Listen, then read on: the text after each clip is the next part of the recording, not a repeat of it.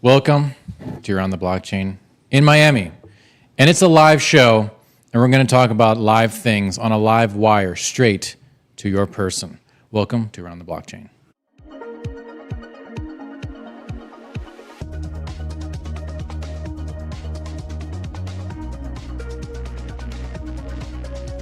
Welcome to Around the Blockchain. It's crazy. It's in Miami. We're here. There's no points this time around, but you can still do a +1 in the chat for the guests.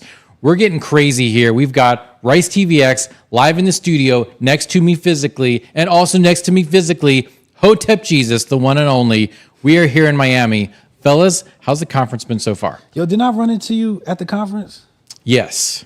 Bro, I hate the internet. Explain what happened. So me and Nick have been in contact for a very long time now. This is like my bro, like online, like this is my bro. Like pen pals. Yeah.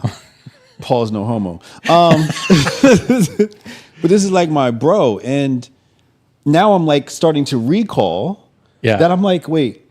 So when I got to the house, we're at the ATB house here in Miami. When I got to the house, you let me in, and I never processed the fact that you were Nick. And then now I'm like, wait, you're trolling. That's the kid that was trolling with the FTX shirt. And I'm connecting dots. I'm like, I saw you at the conference too. So it's just very weird. Like when you have friends online and then you actually meet them. Yeah. You know, it's like you got to like tie the two together. But nah, man, Miami's been fantastic. I saw Rice Crypto hanging out with some porn stars yesterday. Yeah, that's pretty much on brand, Rice. Is that there's no lies there, right? No lies there at all. None. And Miami's definitely been great. I mean, it's been a great conference so far. The only thing with this one is it's a little bit smaller than it's been in previous years. But other than that, I mean, I think it's been a really great event. Been to a lot of the parties. Yep. Went to Industry Day yesterday for Bitcoin. It's nicer to go on Industry Day because there's not as many people there. Yeah. And you kind of get a feel for everything. But it's been great, man. I'm really excited to be here in the studio doing this live. Yeah, this is the way this should be. No, I agree. Live is good. Live is It's the very second time I've had an opportunity to do a live ATB, and I love them. It's so much better than being away from each other. It's nice being in the same room. Yeah, it's kind of corny when you're zooming in, right? Or It is. It is. It has some. I think the conversations don't develop the same, and mostly because you can't operate off of body language. 80% of communication is nonverbal. Yeah, And you lose that so much on Zoom. Yeah. You need that. You need that So, extra like, body language. Rice, you've been to several Bitcoin Miami conferences, and like, it is considerably smaller than it was last year. There's no volcano this year. Like, is this normal for bear markets, or are you seeing like, oh, whoa, wait a minute, there's a big sea change? I mean, there's definitely a big change, but I think, a lot of it's going to have to do with things. You don't have as many exhibitors, many booths, many people paying for the spots, so it didn't give the conference as much money as a budget as they would normally have. Now, I've been to other, not Bitcoin conferences specifically in the bear market, but I've been to other conferences, and generally during those like the low times, you always see them kind of get scaled down a bit. But what I will say is you're finding more quality. Yeah. Than quantity. Yeah. Because like I would still say that the people here, this year are just as important with the quality that we have. It's the same quality of people without the quantity right now. Yeah. It's not. Last year, basically, Bitcoin took over Miami. Yeah, it did. Yeah, you landed in Miami, and there were no like billboards. There was no freaking H bar or whatever that there was last year, and all that mess. You wouldn't even know unless you turned down Convention Drive. You would not even know there was a Bitcoin conference happening. So no, I know it's totally different. It's very, very different. Totally different, but it's still, like I said, quality over quantity. And I mean, the exhibitors that are there are great, and the speakers that they have lined up, I think, are excellent choice. So yeah, I mean, I was just about to transition to you. Last year was like over the top. yeah, so like the concerts. Yeah, they had like Steve Aoki. Yeah, house. They had two different stages. They had the whale. The two-tier deck. Did you see the deck? Yeah, the party deck. The party. They had the party deck. They had, the slide, and it was last year. It was just like you said, the volcano. Yeah, that was all. The volcano. Well, here's the thing. That was all Jack Dorsey. Oh, really? Last year, remember the premier Cash sponsor App. last year was Cash Yeah, App? Cash App. Oh, Cash yeah. App. Last year, so I think if you take Cash App out, that's why you have what we have, because all of those things that was Jack Dorsey's pocketbook. I believe Cash App still has some sponsorship, but it's obviously not like main sponsorship like Yeah. they've done previously. Yeah. So Yeah. even Fold scaled back. It did. A lot of people have scaled back their Yeah. promotion. Tremendously. So, Hotep, you were actually speaking at the Bitcoin conference. You were on like the news desk, and then you caused a bit of a controversy. So I want to give you the opportunity to clear the air on the controversy that you started up. Yo, that's You great broke timing. a rule. You're You right, spoke out of dude. turn. I did. I broke like one of the main commandments. Yeah. You know what's funny about it was, man, the internet is tearing me a new one. And last night I was just cracking up from the memes and the way people were just reacting to that. And they're not wrong, right? Like, you know, you do have to have that take on who controls your Bitcoin, right? Via Yeah. the keys. So like help people who don't know what you're talking about understand what went down. Well, basically what happened was I was on the news desk and we were talking about Bitcoin. And this is my first time on the news desk. So obviously I'm coming full troll mode, right? So, you know, I'm trying to troll every chance I get. Yeah. So I said that and I was serious, you know, like, but I add the little hyperbole, like, yeah, control my wealth. But I believe that that's what Bitcoin is going to look like. And that's where you're going to really get mass adoption, is when people just say, hey, you know, like, holding your keys is nerve wracking. Yeah. Oh, Like- yeah. Like, Yep. like, I wouldn't want my keys, because I'm gonna show you a good example of why I don't want my keys. You ready? Yeah. Remember those dudes that disappeared? They mysteriously died? Those Bitcoin millionaires? Oh yeah, there was a couple of them. One in Puerto Rico. Yeah. Yeah. Nah, bro. You come get me. I don't know my keys, bro.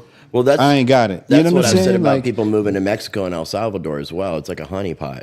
yeah. Yeah. It's, it's scary. So, you don't, and the other thing is you don't want to keep it all in one wallet. So, some people were saying, oh, well, you're going to, well, yeah, I might give, maybe 10% of my Bitcoin wealth to this company, 10% to this company, and I might store 80% here, in different places. Yeah. Right. But, I would never put all my eggs in one basket. I would never put all my Bitcoin in one wallet. Yeah. Right. Well, So Ledger's a good example too. Like why, just that policy change, where that could give a vulnerability of giving out your private key. So yeah. this whole thing is, you definitely got to know what you're doing. And a lot of times people in the cryptocurrency space, like they have to make mistakes and able to really learn the game. And it's sad that it goes that way, but it's like you almost have to kind of get coordinated into crypto. You have to make some mistakes, screw up in some fashion. Even me, like a couple years ago, I sent some USDT to I thought I was sending USDC, and I sent USDT to Tether. Tether did, or to Coinbase, and Coinbase didn't list Tether at the time. Oh. But now, as soon as Coinbase listed Tether, the Tether actually showed up in my account over a year later. So they didn't, even though I sent the wrong cryptocurrency, it still was in my wallet. So, but yeah, that stuff can be nerve wracking, and Very it's like much so. one of the biggest barriers, I think, to adoption. Yeah. Well, and especially adoption for like boomers and Gen Xers who are just used to, and I think this was part of the point that you were making last night, like their mindset for money is institutionalized. Like they are primed to give custody over to someone else. Correct. So like expecting them to make that leap, someone who's like 55, 58, 65, that's not going to happen. Correct. So you have to have this insurance policy with Bitcoin. And yes, like the maxis may not want to hear that, but like, look, the maxis are not driven by common sense. Okay? Like they're driven by blind ideology to really whatever they kind of want to at that moment, because I don't know. They're just dumb. Well, here's my thing with the maxis is they want people to live life how they think life should be lived. Yeah. And I love that you want to live that life, but guess what? You can't show your face. Yeah, I know. A lot of them are anonymous. And why are you anonymous? Because you don't want somebody coming after you for those keys. Exactly. Why does Shinobi hide his face, right? Yeah. Like, there's a reason why people hide their identity. Hotep Jesus can't hide his identity. So Bryce can't hide his identity either.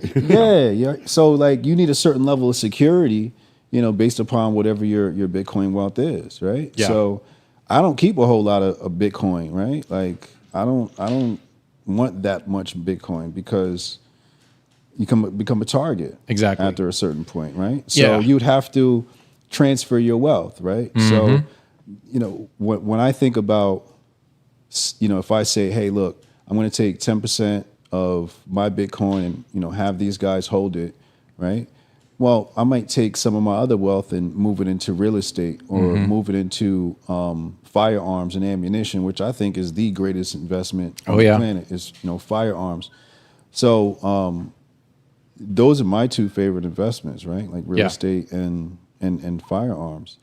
And, at least with firearms, if you come get me, well, I got firearms. Yeah. So I got firearms too, though. He literally has firearms.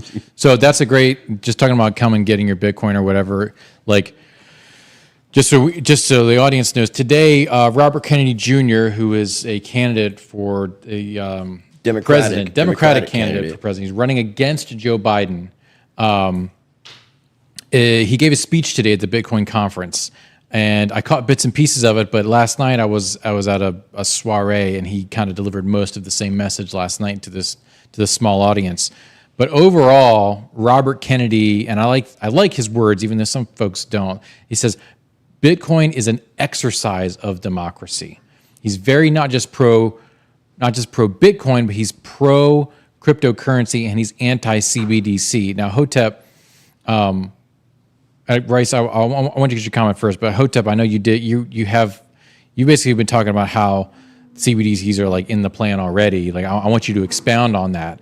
But Rice, like just your gut feeling. Like, what are your thoughts on Robert Kennedy? Do you have thoughts on Robert Kennedy? And is he like a serious person who's a serious candidate, or is he just doing it for clout just to go to the next level of his career at some point? Those are good questions. I mean, I don't really support any individual politicians. Now, if I see some politicians that are, the actions are showing that they're doing something good for our nation, then I will support them. Yeah. Robert Kennedy Jr. is an interesting individual. I think he really is wanting to represent what his family has done with his uncle and his dad. And I love what he says, even though I'm not a pro-politician. I don't like, to me, Republican, Democrat, right-wing, left-wing, same bird. Yep. So they're all working together for shout out Blood for that one. That's the same agenda. Yeah. And, oh no, that was me, and Blood got that for me. Because I shout out to Crypto Rice and Blood totally stealing put out this the videos about that. But so I mean, my thing is, he's bucking the system. We need politicians like even DeSantis that are speaking out against like the CBDCs because they are in the plan, but there are ways that we don't have to necessarily allow for it to take place the way that they want it to. So that's where I encourage people to write to their constituents, their local politicians, so they can voice how they would like to see these legislations be shaped. Now, Robert Kennedy Jr., my only real issue with him is from a health issue perspective, he has that throat issue. Yep. And as he can say some very powerful things, but he says it in a way that's he sounds very timid. Like he's almost like it sounds like his voice is very shaky. So it's really hard for me to take him as somebody to be authoritative because I just can't take like him saying like anything. He can't say anything authoritatively. Okay. Unfortunately. Yeah. But otherwise, the words that he says are amazing. But the delivery, unfortunately, because of it's like dysphonia or something like that. Yes. Yeah, Sysmodia, dysphoria or something like that. And it causes these spasms in the throat, and it causes like a crackling in the voice. So that's the only thing that I really think kind of holds against him. But I did make the prediction, and everybody thinks I'm wrong, that Trump and RFK Jr. would team up. I mean, look, if there's anything has proven over the past 6 years, it's that when it comes to politics, like the game is on. Like the game got blown up, and it's game on right now. And I will say, like, I understand your point about his voice. I mean, compare and contrast that to we have, a doddering idiot in office now who's like completely senile, is just like, just babbling on about ice cream. I don't know, like which is worse. Physicality wise, Robert Kennedy is like, he's a stout mofo. Like his forearms are as big as my thighs. Like he's a ripped dude. Like he used to do rowing in college and stuff. Yeah. So like he is physically fit and incredibly mentally aware. If we can I think there's maybe just a thing to where the more people hear him, maybe the more you hear him, like You can get past. you get past it. Right. Yeah. Because other people at the soiree last night were saying, oh man, his voice is just it's really hard to listen to. But like for me, I'd already listened to like 6 hours of his podcast. Right. And I was used to it. No, I mean, I know that like over the past like several years, he's been going on podcasts, being very outspoken about things that have taken place during 2020, some of the medical issues and things like that. So, I mean, I really appreciate that. He's been shunned by his own family. And basically, I think the Democrats would wish that he wasn't running as a Democrat. For sure. Yeah. So, Hotep, what's your take on Robert Kennedy? And I know you're bringing up some things to say about CBDCs. Well, he doesn't have a chance in hell of winning the election. That's true. They're going to rig that thing. Well, It's always been that way. I mean, you might want to be careful with that type of language. I meant like the tapestries behind his campaign office. They're going to rig it. Oh, okay, gotcha. Yeah, good. yeah. But the DNC, they decided not to have any debates this year. So, they're already, like you said, it's some... Sounds pretty democratic. Yeah, there you go. But CBDCs are obviously created by geniuses. Mm-hmm. And it's quite a fascinating idea because it's going to get rid of inflation.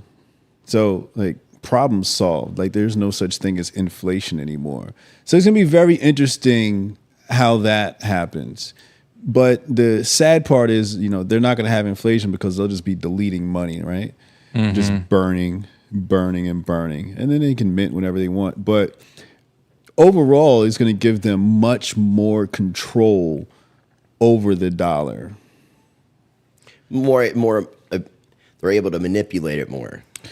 Yeah, well, just total control, right? Yeah. Like it's different when the dollar is out there as cash. Yeah. Or that's why they want to ban bonds cash. or some other instrument, right? So whatever financial instrument it is, but it exists in many different types of instruments. But if you can only use that through the CBDC, there's going to be some Fourth Amendment complications there.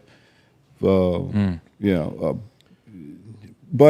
overall, I think what it is all the nations that are creating the CBDCs are trying to do the same thing and just basically trying to lock in their tax base or their citizenry. It's top down though. The BIS, IMF, it's all being issued downward, and that's why like the ISO. Now you talking spicy. 20022 stuff is all like trying to bridge a way for all these different central bank digital currencies to interact, and it pretty much like whether it's USDT, USDC, and the majority of stable coins, whether it's a digital dollar, a digital yuan, or a central bank digital currency, it's all programmable currency. And when you combine that with digital ID that they're pushing and a social credit score that they're trying to push, it's literally, and I've said it so many times, just digital prison. Yeah, but they got one. They got one in China. Nigeria has one. India too, right? Dude, there's a website. It's on my. It's Atlantic Council or something. I got it. It's a CBDC tracker. Yeah, it talks about all the countries that it's a tracker. Testing. It's Atlantic and you look at it, and it's just like that. They're everywhere. Yeah, and they like are. every country's developing them or has already finished development. It's because the BIS, the Bank of International Settlements, and IMF, it's top down. It's because this. They know the fiat system is ending, so they have to have a new system. And like you said, having an electronic system gives them more control over the system. The fiat system isn't ending. They're evolving it. Right. Well, it's the dollar itself, the way that it's still fiat when it moves to the CBDC it really wouldn't be the US dollar. So this leg of fiat has come to an end. Yeah. So like fiat, like I believe the actual definition of it is a currency that's not directly backed by a hard asset. It means decree of the king. Yeah. And in this sense, it's the faith of the government. That's why they call it the petrodollar, because after Richard Nixon took us off the gold standard, it was no longer backed. Our deals with protecting Saudi Arabia so that we can make sure that all oil in the world is traded by the United States dollar, which would lead why we had so many wars in the Middle East. And I mean, we've killed people over that. And now the times have changed because China has been selling oil, for the yuan. But the thing is, like, how they sell it, how they sell the CBDC is what's interesting, is because they're essentially marketing, and they shows the demographic of the poor and the elderly. For sure. So that's the first introduction, is going to be the poor, the elderly, and the disabled. Well, the people have to collect government money.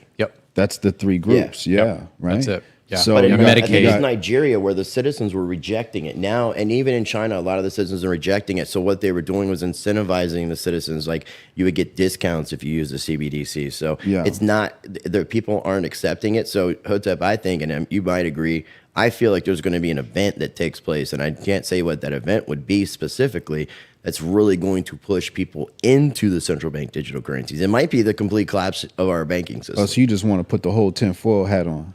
I always have to try and take the tinfoil hat off of Rice every single shoot, because otherwise I just don't see it the going whole any studio other would be wrapped in tinfoil. But we'd be in a Faraday cage.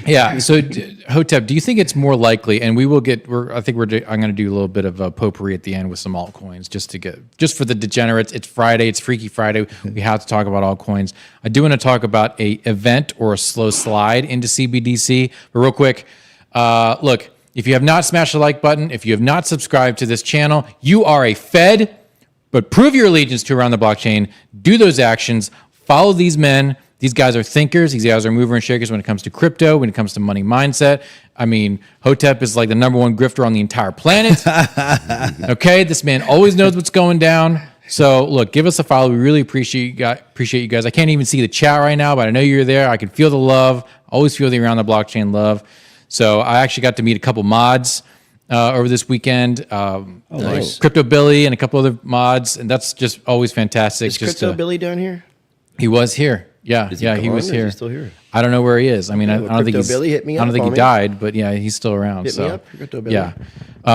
So Hotep, real quick. Do you think, Rice said there's an event that's going to push us on to CBDCs. Do you see it being an event? Do you see it being another flu season? Or do you see it being a cooking the frog situation to where we like slowly backslide into this There is no programmable dollar hell? The event is happening. The event, we're living it right now.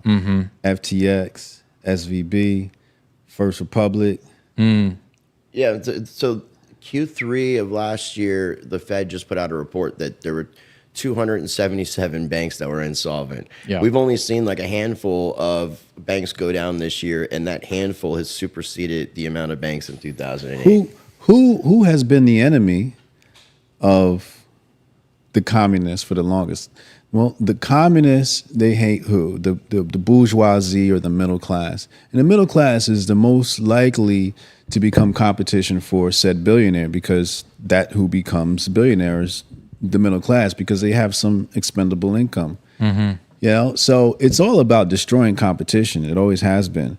So even the price fixing is manipulating.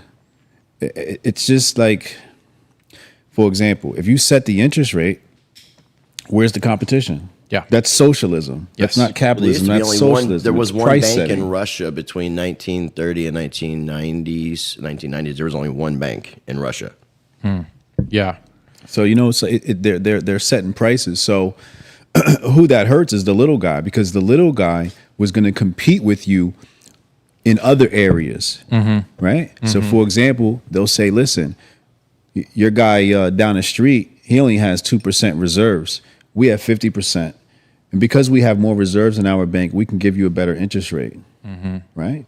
But if the price of money's fixed and you change the price of money, I could lose my wealth based upon the other 50% of bets I have in the bank that allows me to pay these high interest rates.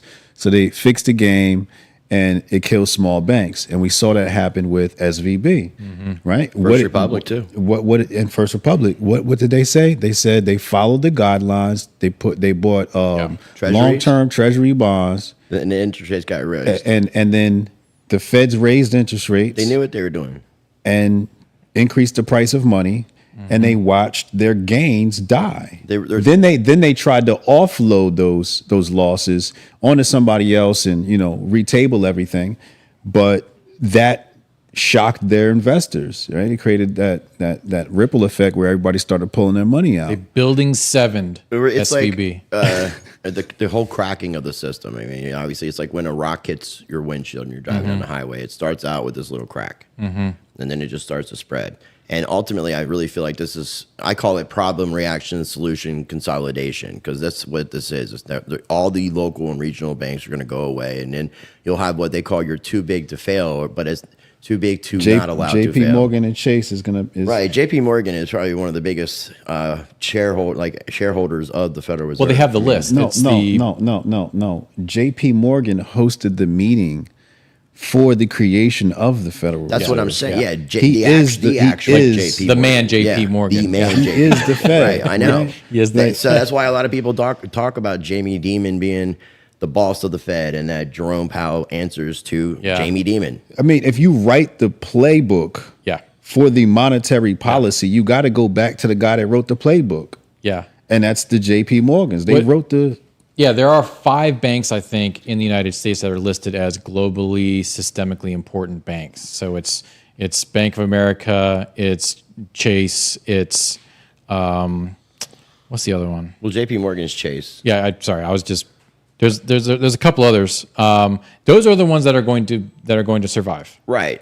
That's Period. what I'm End of saying, story. right? Because they want to get it down to the few. Yes, and that's why I've been telling everyone: get your money out of banks and go to a credit union. That's what I've been encouraging people. I'm starting a bank run right now. Go to a credit union, please. Or use Cash App. Or use Cash App. Cash App gives you a checking account. You have an account number, a routing number, everything. And the thing is, whatever you leave in your Cash App, they can't fractionally lend it out. Yeah. So you're not feeding the beast. By you leaving your money in a traditional bank that's insured by the FDIC, you're just allowing for more money to be lent out. Yeah. You're allowing for the beast to be fed. Yeah. So I'd say quit feeding the beast. Exactly. Well, we're going to have to wrap it up here pretty soon, but I do want to get just like, okay, we're heading towards the bottom of the market. Things are getting a little dicey. Do we have? Is there the audience fall asleep? Bobcat's sleeping. He's over there snoring. We do have someone just fell asleep literally live on around the blockchain. You know what? This is the kind of content that you get. It's engaging, but it's also overwhelming at the same time. So, okay, everyone's been projecting that the bear market's really going to set in, like the recession's really going to set in around October. That's when Biden's going to try and start up a war to try to save the economy. So crypto's going to be down. All the assets are going to be down. Everything. What is the altcoin that you're looking to scoop up a bag of, like around October? What are you putting dry powder away for now? Or are you even doing that? Are you even bothering with that? We'll start with Rice.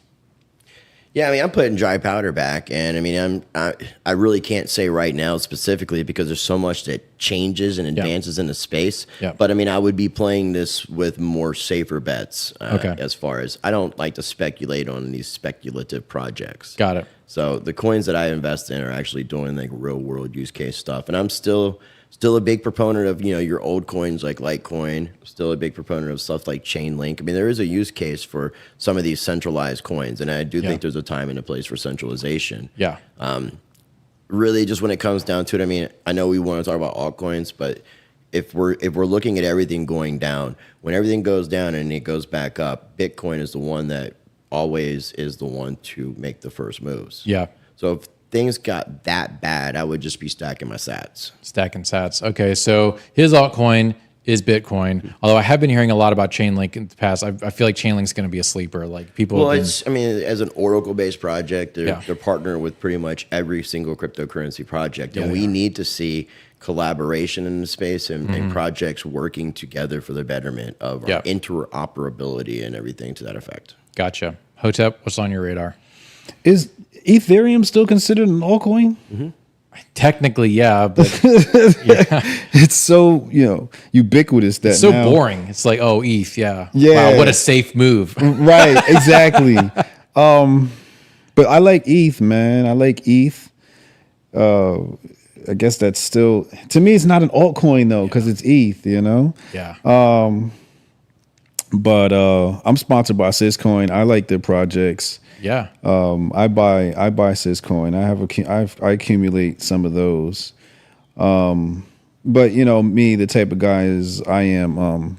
I like to have a minimal portfolio. I don't like to have to watch a whole lot of different things. Mm-hmm. So, but my thing is stocks. I like stocks. Okay. I'm not a real big crypto guy. I keep my crypto purchases DCA'd on a regular schedule, and it's the same ones over and over again.